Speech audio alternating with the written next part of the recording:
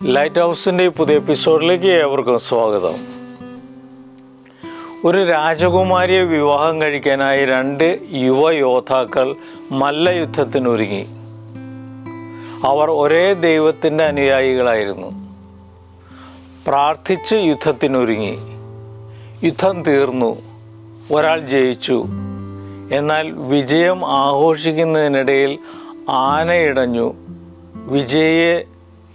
വിജയിയായ യോദ്ധാവ് ആനയുടെ ചവിട്ടേറ്റ് മരണപ്പെട്ടു. പരാജിതനായ യോദ്ധാവ് രാജകുമാരി വിവാഹം കഴിച്ചു. വിവാഹശേഷം ആ യുവാവ് ദൈവത്തോട് ചോദിച്ചു, ഞങ്ങൾ 2 പേരും നിന്റെ ഭക്തർ തന്നെയല്ലേ?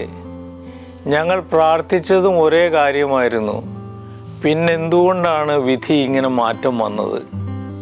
ദൈവം മറുപടി പറഞ്ഞു, നിന്റെ എതിരാളി യുദ്ധത്തിൽ ജയിക്കണമെന്ന് പ്രാർത്ഥിച്ചു. നീ രാജകുമാരിയെ വിവാഹം കഴിക്കണമെന്നാണ് ആഗ്രഹിച്ചത്. ഓരോ പ്രാർത്ഥനയ്ക്കും അതിൻ്റേതായ മറുപടി ഉണ്ടാകും. സ്വപ്നങ്ങൾക്ക് തെറ്റുപറ്റുന്നത് എവിടെയാണ്? മനസ്സിൽ കണ്ട ലക്ഷ്യത്തെ അർത്ഥം അറിഞ്ഞു മനസ്സിലാക്കാൻ കഴിയാതെ വരുമ്പോൾ. ഓരോ സ്വപ്നത്തോടും 3 ചോദ്യങ്ങൾ ചോദിക്കണം. എന്താണ് സ്വപ്നം? എന്തുകൊണ്ട് ആ സ്വപ്നം? ആ സ്വപ്ന സാക്ഷാത്കാരത്തിലൂടെ എന്ത് ചെയ്യും? തോരണങ്ങളും ആരവങ്ങളും കാണുമ്പോൾ പലർക്കും തങ്ങൾ ലക്ഷ്യത്തിലെത്തിയെന്ന് തോന്നും. യാത്ര ഒരുപക്ഷെ പാതി വഴിയിലായിരിക്കും. അർത്ഥ സ്വപ്നങ്ങൾക്ക് മുന്നിൽ അടിയറവ് പറയേണ്ടി വന്നവരാണ് സ്വപ്നങ്ങളില്ലാത്തവരെക്കാൾ ഹതഭാഗ്യർ.